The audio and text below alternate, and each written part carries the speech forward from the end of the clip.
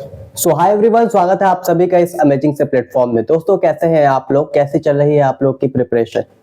जैसा कि आप लोग को मालूम है कि मैंने ऑब्जेक्टिव मैराथन करा दिया है और भी कई सारे मैराथन आपके ऑब्जेक्टिव के आएंगे।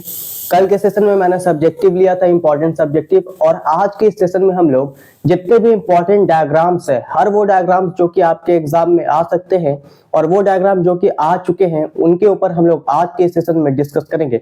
ये सेशन बहुत इंपॉर्टेंट है क्योंकि डायग्राम एक या दो आपके एग्जाम में हमेशा आ ही जाता है। तो आज के सेशन में सभी इंपॉर्टेंट डायग्राम्स के ऊपर हम लोग डिस्कस करेंगे। चैनल पर नए हैं तो चैनल को सब्सक्राइब कर लीजिएगा और वीडियो को ज्यादा से ज्यादा शेयर कर दीजिएगा। आइए स्टार्ट करते हैं इस अमेजिंग से सेशन को।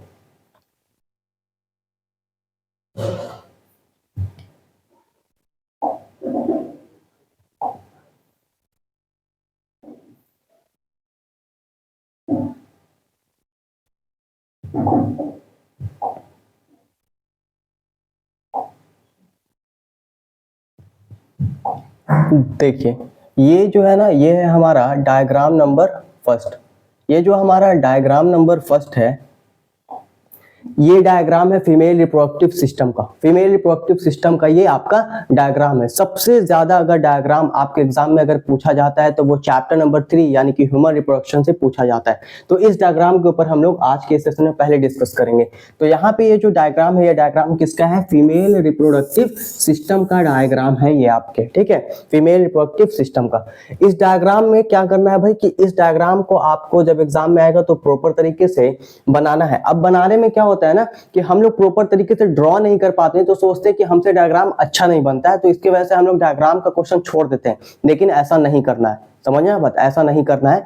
आपको डायग्राम रफ बने तो भी आपको बनाना है, लेकिन लेबलिंग अच्छे से करना है। लेबलिंग जो है वो प्रॉपर तरीके से करना है। फॉर एग्जांपल कि अगर मान लो कि वजाइना जो है वो नीचे है तो वजाइना को नीचे ही रखना है और सर्विक्स को ऊपर ही रखना है, इस बात का ध्यान रखना है। बाकी डायग्राम आप रफ बनाकर चला सकते हैं, ठीक है।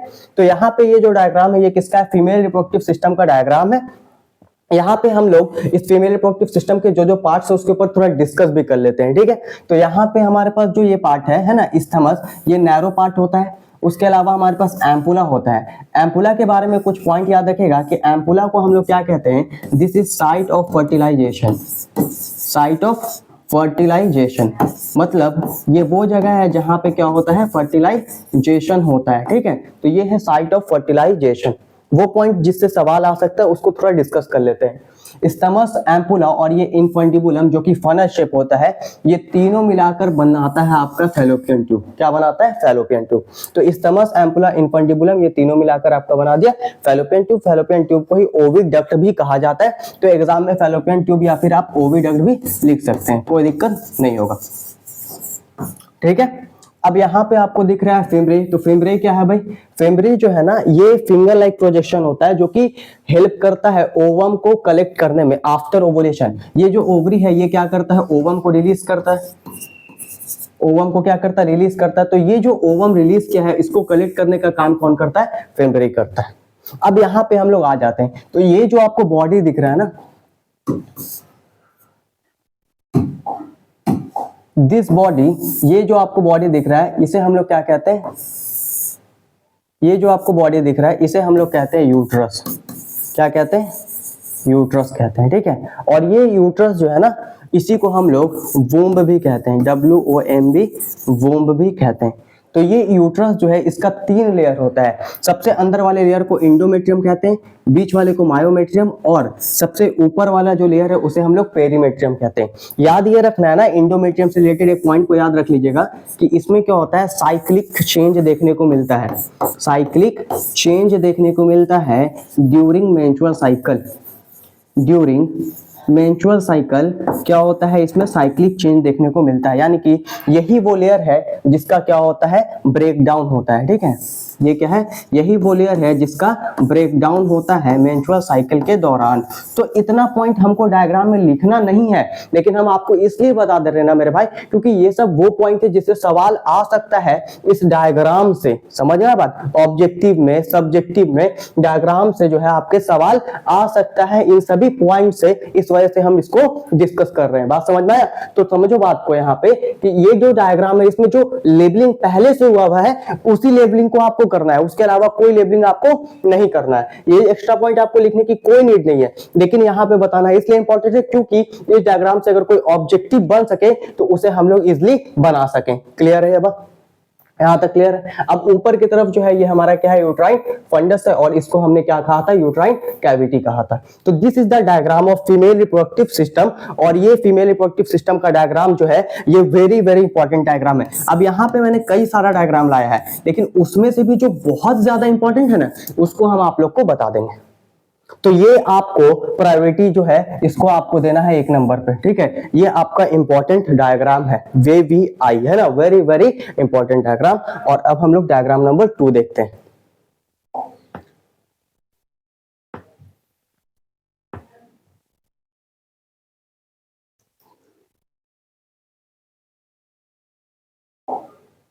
अब ये जो है ना, ये है हमारा डायग्राम नंबर 2। अब देखो इस डायग्राम नंबर 2 में ये डायग्राम किसका है, तो दिस इज क्या है भाई, this is transverse section of testis, है ना। ये क्या है भाई, ये है तुम्हारा ट्रांसवर्स सेक्शन ऑफ टेस्टिस की ओवरी, याद रखना भाई, ट्रांसवर्स सेक्शन ऑफ टेस्टिस जो है वो ये नहीं है। This is what, this is transverse section of ovary. ये किसका ट्रांसवर्स सेक्शन है, ओवरी का ट्रांसवर्स सेक्शन है। एग्जाम में बोलेगा कि ओवरी का ट्रांसवर्स सेक्शन का डायग्राम बनाइए, तो आपको ये डायग्राम को आपको बनाना है। अब यहाँ पे आपको क्या करना है कि सबसे पहले यहाँ पे आपको रिप्रेजेंट करना है ब्लड वेसल्स, ठीक है।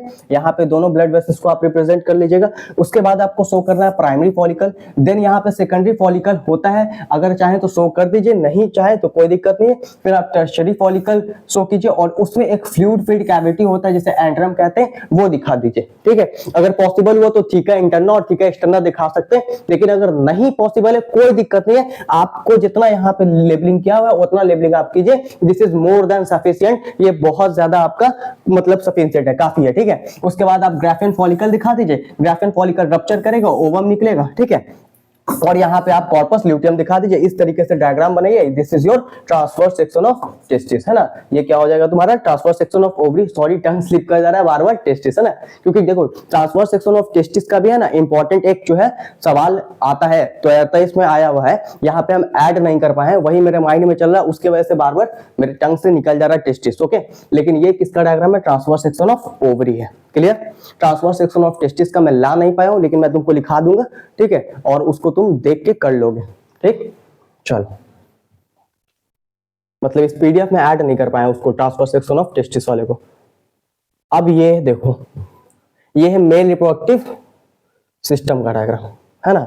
देखो क्या लिखा है, diagrammatic view of male reproductive system, part of testis is open to show inner details. यहाँ पे आपको डायग्रामेटिक किसका रिप्रेजेंटेशन दिख रहा है, मेल रिप्रोडक्टिव सिस्टम का। एक एक करके समझते हैं। ये देखो, this part is our known as urinary bladder. Urinary bladder क्या होता है, जहाँ पे यूरिन स्टोर होता है। उसके अलावा आपको सेमिनल वेसिकल्स दिख रहा है, प्रोस्टेट दिख रहा है, और बल्बो यूरिथ्रल ग्लैंड दिख रहा है। याद रखिएगा मेरे भाई, बहुत इंपॉर्टेंट बात हम आपको बता रहे हैं कि प्रोस्टेट जो है ना वो सिंगल होता है, सिंगल होता है, मतलब ये ग्लैंड है, ठीक है। प्रोस्टेट क्या है, ग्लैंड है, सेमिनल वेसिकल ग्लैंड है, बल्बो यूरिथ्रल ग्लैंड है, ये तीनों जो है ग्लैंड है। और प्रोस्टेट ग्लैंड जो है ना, जिस ग्लैंड जो है ये आपका क्या होता है, सिंगल होता है। प्रोस्टेट ग्लैंड अकेला होता है, समझ में आया मेरे भाई। और सेमिनल वेसिकल्स और बल्बो यूरिथ्रल ये दोनों पेयर में होता है। ये दोनों क्या होता है, पेयर में होता है, यानी कि 2 और 2, यानी कि पेयर में होता है। लेकिन प्रोस्टेट ग्लैंड जो है वो क्या होता है, हमारा सिंगल होता है। क्लियर यहां तक? अब यहाँ पे देखो, दिस पाइप है ना, सीधा समझो ना यार, pipe, this pipe is what, this pipe is urethra. ये पाइप क्या है हमारा, ये पाइप यूरेथ्रा है। और याद रखना कि मेल में यूरेथ्रा को हम लोग क्या कहते हैं, मेल में यूरेथ्रा को हम लोग यूरिनोजेनाइटल डक्ट कहते हैं, यूरिनोजेनाइटल डक्ट कहते हैं, यूरिनोजेनाइटल डक्ट कहते हैं मेल में यूरेथ्रा को। क्यों कहते हैं यूरिनोजेनाइटल डक्ट मेरे भाई, क्योंकि यही वो पाइप है, यही वो रास्ता है जिससे यूरिन भी पास होता है मेल में, और यानी कि सीमेन भी पास होता है ना। मतलब कि यही वो रास्ता है जिससे यूरिन भी पास होता है और सीमेन भी पास होता है। इस वजह से इसको हम लोग यूरिनोजेनाइटल डक्ट कहते हैं। यूरिनो इज रिलेटेड टू यूरिन और जेनाइटल इज रिलेटेड टू सीमेन। इस वजह से इस पाइप का नाम क्या पड़ा, यूरिनोजेनाइटल डक्ट, और नाम क्या है, यूरेथ्रा। और मेल में इसका जो साइज होता है वो 20 सेंटीमीटर होता है, ठीक है, 20 सेंटीमीटर और फीमेल में 4 सेंटीमीटर। ठीक है, अब ये देखो टेस्टिस है, एक टेस्टिस इधर, तो टेस्टिस जो है ये क्या है भाई, ये हमारा प्राइमरी सेक्स ऑर्गन है, प्राइमरी सेक्स ऑर्गन है, और यही क्या करता है, गैमेट बनाता है। उसके अलावा यहाँ पे तुमको दिख रहा होगा फोर स्किन, है ना। फोर स्किन क्या होता है, कवरिंग होता है, ग्लास पेनिस के ऊपर क्या होता है, कवरिंग होता है, जैसे फोर स्किन हम लोग कहते हैं। टेस्टिस के अंदर आपको टेस्टिकुलर लोब्यूल्स दिख रहे हैं, ठीक है, 200 से 250 टेस्टिकुलर लोब्यूल्स हर टेस्टिस में हो सकता है। फिर उसके बाद आपको रेटी टेस्टिस दिखेगा, वासा एफ्रेंशिया और एपिडिडाइमिस, और उसके अलावा आपको वास डिफरेंस, और ये यूरेटर, यूरेटर जो है ये पाइप जो है यूरिन के लिए आ रहा है, ठीक है, यूरेटर, है ना, और ये हमारा वास डिफरेंस हो गया। तो this is the structure of male reproductive system. ये स्ट्रक्चर को आप प्रैक्टिस कर लीजिएगा। एक बात को मेरे भाई अच्छे से समझ लीजिए कि जो भी डायग्राम है ना, उसको आपको ऐसा नहीं करना कि यहाँ पे देख लिया यूरेटर है, यहाँ पे देख लिया यूरिनेट ब्लैडर है, नहीं मेरे भाई, आप मेरे बात को मानिए और आप क्या कीजिए कि हर डायग्राम को एटलीस्ट 2 से 3 बार जो है बना के प्रैक्टिस कीजिए। 2 से 3 बार हर डायग्राम को बना के प्रैक्टिस कीजिए। जब आप बना के प्रैक्टिस कीजिएगा ना, तो आपको ब्रेन में सेट हो जाएगा, ठीक है। चलिए,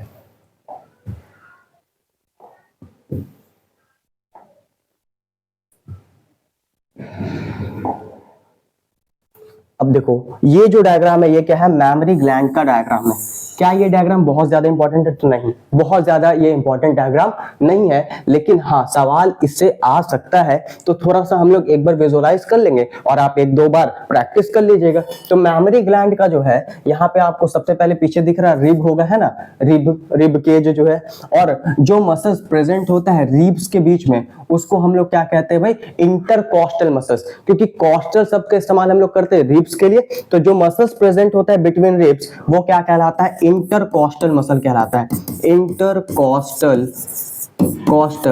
मसल्स। वाई इंटरकॉस्टल मसल्स मेरे भाई, क्यों इंटरकॉस्टल मसल्स कह रहे हैं, क्योंकि इंटर का मतलब बीच में, कॉस्टल माने रिब, तो कॉस्टल यानी रिब के बीच में जो मसल्स है, this is our intercostal muscles.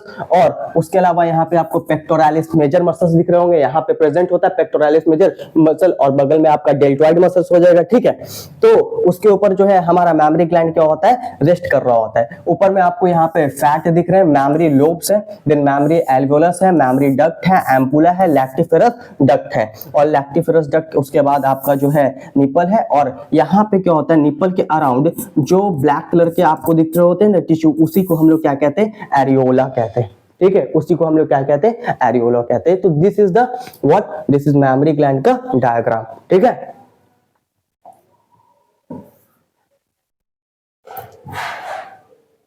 ये डायग्राम इंपॉर्टेंट है, और वो ओवरी वाला भी इंपॉर्टेंट है, ठीक है। ये डायग्राम इंपॉर्टेंट है, स्पर्म का ये डायग्राम है, स्ट्रक्चर ऑफ स्पर्म, ये स्पर्म का डायग्राम है, ये इंपॉर्टेंट ट्राई करना, ठीक है। पूरे स्पर्म पे जो है क्या होता है, पूरे स्पर्म में प्लाज्मा मेम्ब्रेन का जो है कवरिंग होता है। यहाँ पे हम आपको दिखा रहे हैं, देखो पूरे स्पर्म में क्या होता है, प्लाज्मा मेम्ब्रेन का कवरिंग होता है। उसके बाद यहाँ पे आपको जो दिख रहा है ये एक्रोसोम है।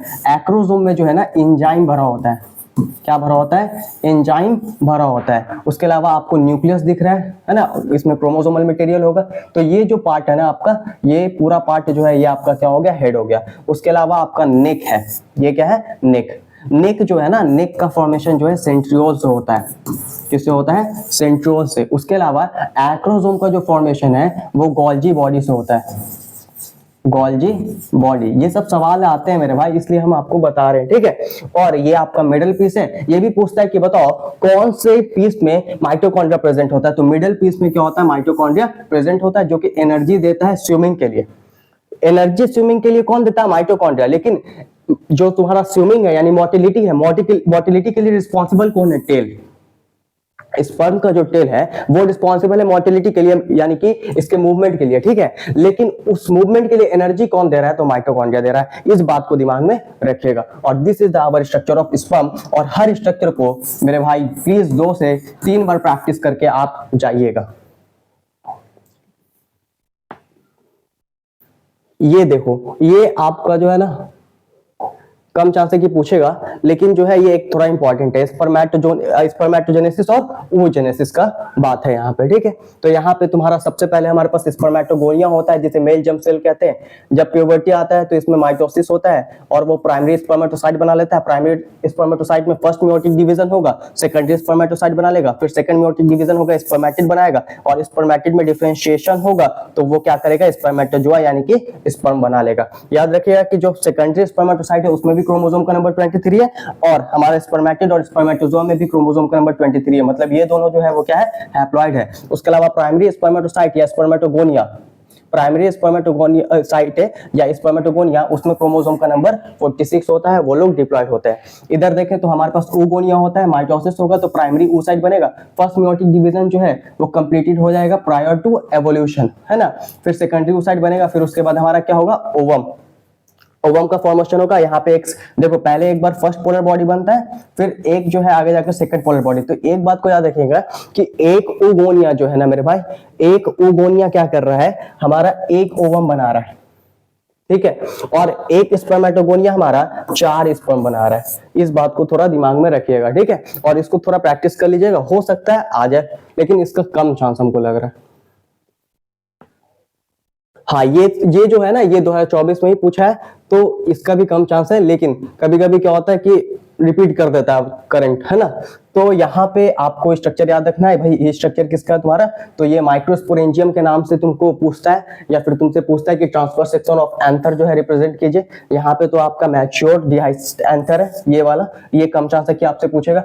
यहाँ से सवाल आता है, ठीक है। तो ये आपको मिडल लेयर इधर दिख रहा होगा, इनर मोस्ट लेयर जो है वो आपका टेपेटम होता है, मिडल लेयर जो है 1 से 3 हो सकता है, फिर उसके बाद बीच में कनेक्टिव है, आउटर लेयर एपिडर्मिस, फिर एंडोथेलियम, और ये स्पोरोजिनस टिश्यू। स्पोरोजिनस टिश्यू में क्या होता है कि कई सारे होमोजीनस सेल जो है कॉम्पैक्टली पैक्ड होते हैं। Group of compactly packed homogeneous cells are called sporogenous tissue, वही आपके स्पोरोजिनस टिश्यू कहलाते हैं। अब यहाँ पे से किसी एक क्वेश्चन को हम जब जूम करके देखते हैं तो कुछ इस तरीके से दिखता है। बाहर वाला लेयर जो है एंडोथेलियम हो गया, फिर मिडल लेयर 1 से 3 हो गया, फिर उसके बाद हमारा क्या है भाई, यहाँ पे तुम्हारा टेपेटम हो गया, और अंदर में तुमको माइक्रोस्पोर मदर सेल दिख रहे हैं। यही माइक्रोस्पोर मदर सेल जाके आगे क्या बनाएगा, माइक्रोस्पोर बनाएगा, माइक्रोस्पोर बनाएगा, ठीक है। तो इस बात को याद रखना, ये नो मोर इंपॉर्टेंट, ये इंपॉर्टेंट हमको लग रहा है इस साल, ये इंपॉर्टेंट लग रहा है। This is what, this is the structure of embryo sac, है ना। ये क्या है, एम्ब्रियो सैक का आपका डायग्राम है। और याद रखना कि ऐसे भी पूछ सकता है कि फीमेल गैमेटोफाइट का स्ट्रक्चर ड्रॉ कीजिए। तो फीमेल गैमेटोफाइट भी क्या है भाई, यही एम्ब्रियो सैक को ही हम लोग फीमेल गैमेटोफाइट भी कहते हैं, फीमेल गैमेटोफाइट। गैमेटोफाइट का मतलब क्या होता है, गैमेटोफाइट का मतलब होता है मेरे भाई कि जिसमें गैमेट रहे, चाहे वो मेल गैमेटोफाइट हो चाहे फीमेल गैमेटोफाइट। तो फीमेल गैमेटोफाइट में फीमेल गैमेट रहेगा और मेल गैमेटोफाइट में मेल गैमेट। तो यहाँ पे आपको जो एक दिख रहा है ये क्या है, फीमेल गैमेट। तो इसके अंदर फीमेल गैमेट है, इस वजह से इसका नाम क्या पड़ा, फीमेल गैमेटोफाइट पड़ा। अब यहाँ पे ऊपर में आपको 3 एंटीपोडल सेल्स दिख रहे हैं, कितना, 3, है ना। बीच में आपको पोलर न्यूक्लियाई दिख रहा है, सेंट्रल सेल्स है। यहाँ पे आपको सिनर्जिड दिख रहा है, ये एक एग हो गया, और ये फिलीफॉर्म एपरेटस हो गया, फिलीफॉर्म एपरेटस। सिनर्जिड एग और फिलीफॉर्म एपरेटस ये सब आपको मिलकर क्या बनाते हैं, सिनर्जिड एग, फिलीफॉर्म एपरेटस ये सब मिलकर आपका एग एपरेटस बनाते हैं। तो ये जो स्ट्रक्चर है, ये स्ट्रक्चर किसका है, एम्ब्रियो सैक का स्ट्रक्चर है। याद रखिएगा कि जो हमारा सिनर्जिड और एग है ये हमारे माइक्रोपाइलर एंड पे है, और हमारा एंटीपोडल सेल जो है वो हमारे चैलेंजर एंड पे है। ये बात को दिमाग में रखिएगा, और ये डायग्राम आपको बनाना है एम्ब्रियो सैक का, ठीक है। नेक्स्ट क्या है भाई, हाँ ये है डाइकॉट आपका भाई, डाइकॉट, है ना, डाइकॉट एम्ब्रियो। तो ये जो तुम्हारा डाइकॉट एम्ब्रियो है ना, ये डाइकॉट एम्ब्रियो में क्या होता है कि हमारे पास जो कॉटिलिडन्स दिख रहे होंगे 1 और 2 कॉटिलिडन्स दिख रहा है। तो कॉटिलिडन्स जो है वो 2 होता है, इस वजह से ये डाइकॉट कहलाता है। यहाँ पे आपको हाइपोकोटाइल रिप्रेजेंट करना है, प्लूम्यूल करना है, रेडिकल और रूट कैप करना है। उसके अलावा मोनोकॉट का भी देख लीजिएगा, ये किसका, ये डाइकॉट का है, ये किसका है भाई, डाइकॉट का है, ठीक है। आपको इसके अलावा मोनोकॉट का भी देख लेना है, मोनोकॉट का भी आपको देख लेना है एक बार, ठीक है। मोनोकॉट का देख लेना है एक बार, बुक में दिया हुआ है, साथ में दिया हुआ है दोनों, यहाँ पे ऐड नहीं कर पाए। हाँ ये इंपॉर्टेंट है, ये इंपॉर्टेंट है, ठीक है। यहाँ पे लिख देते हैं कि this is what, this is important है भाई। और यहाँ पे देखो, ये आपको वासेक्टोमी दिख रहा होगा और इधर आपको दिख रहा होगा ट्यूबेक्टोमी, है ना। तो वासेक्टोमी और ट्यूबेक्टोमी में होता क्या है, वासेक्टोमी में हम लोग वास डिफरेंस को कट करके लाइगेट कर देते हैं, कट करके मोड़ देते हैं, और ट्यूबेक्टोमी में फैलोपियन ट्यूब को कट करके मोड़ देते हैं, है ना, और मोड़ के क्या करते हैं, बांध देते हैं। तो ये आपको ट्यूबेक्टोमी है और ये आपका वासेक्टोमी है, ये इंपॉर्टेंट है, ये आपको ऑब्जेक्टिव सब्जेक्टिव सब आ जाएगा। वासेक्टोमी क्या करते हैं भाई, वास डिफरेंस को क्या किया जाता है, कट करके बांध दिया जाता है दोनों तरफ से, और ट्यूबेक्टोमी में फैलोपियन ट्यूब या ओविडक्ट को काट के हम लोग दोनों तरफ से बांध देते हैं, ठीक है। ये एक तरीके का क्या है भाई, ये एक तरीके का कॉन्ट्रासेप्टिव मेथड है ना, कॉन्ट्रासेप्टिव मेथड है, कॉन्ट्रासेप्टिव परमानेंट मेथड है।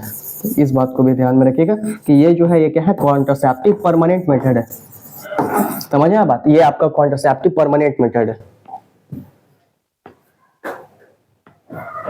अब यहाँ पे आपको याद रखना है भाई मेंडल वाला, ठीक है। इसको पहले इतना देखते हैं, फिर कट जाता है ना। आप देखो ये यहाँ पे तुमको 7 कैरेक्टर देखने को मिलेगा, ठीक है। तो शीट शेप है, शीट शेप में हमको क्या है भाई, राउंड और रिंकल्ड है ना। ये मेंडल के 7 कैरेक्टर है, ठीक है। मेंडल के 7 कैरेक्टर ये आपसे पूछ सकता है,